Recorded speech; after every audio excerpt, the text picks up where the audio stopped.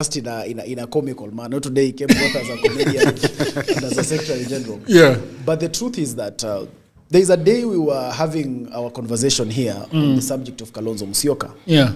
And when I told you that the biggest problem with him is that he has no tangible deliverables that can account for his 40 years in office. Okay. And we had quite a squabble about it. And you opted to go to AI. I don't know whether you remember. Yeah.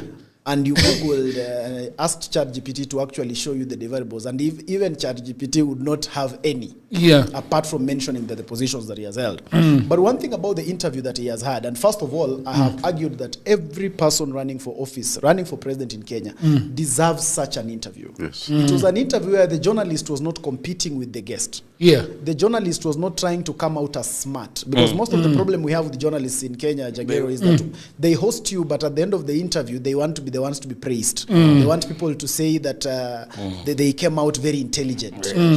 Jeff Koinange gave an opportunity to the candidate to talk to the Kenyan people. Okay. This was a gateless interview. In fact, there was no fact-checking. What you say is what goes. Okay. And he presented this opportunity to a presidential candidate. In fact, from the onset, he named the interview Kalonzo's Plan. And so all of us sat down, Jagero, and waited. That was the thumbnail. That was the thumbnail. Kalonzo's Plan. Okay. So everyone sat down and waited for this plan. And the interview started going on, and away from Honorable Kalonzo mentioning his various portfolios, you would not be able to see anything tangible in terms of where he wants to take the country coming in. Jeff was so modest that he chose to even help his interviewee. He started giving him leading points.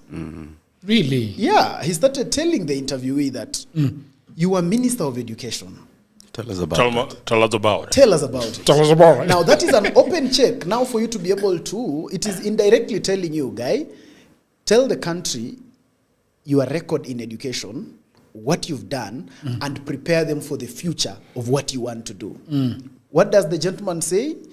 He says he went to some school, and in fact, there was a teacher who used to cane students very hard, and in fact, a student almost died, and he removed corporal punishment, and that is the end.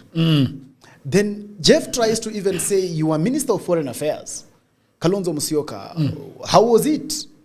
He's trying to tell you now, as the candidate, can you be able to speak to this country about your foreign policy? Can you be able to show these people how our foreign relations will become better when you take up office? But what does the Honorable Kalonzo Musyoka say? He said, I was the youngest Minister of Foreign Affairs during the time I was Minister. That is his achievement. And then he's done.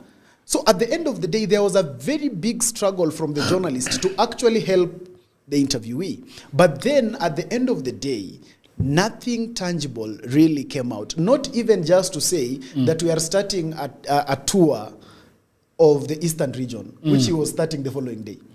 Not even that was able to come out. And that is why, Jagero, I've kept telling you that the only thing that opposition can sell successfully in the country is to sell hate.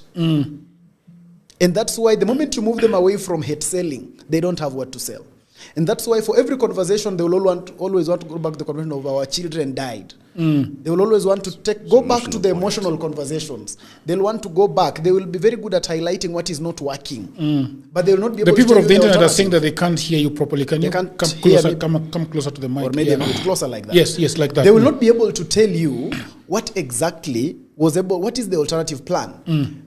Kalonzo was even, the journalist even tried to tell him about SHA and said, okay, so if SHA is not working, what would you rather do? What would be your plan? But what did Honorable Kalonzo Musyoka say, Jagero?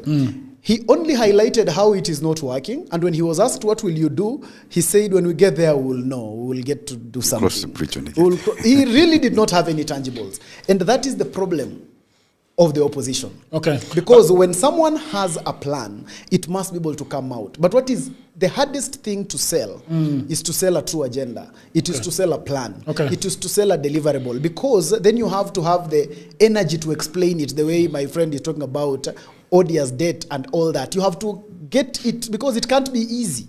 You have to get into it and explain it. But the reason why everyone is running away is because they have known that the only place you can run and hide successfully is under the arms of emotions. So tell people only emotional stuff, that you know what, our children died, that you know what, something.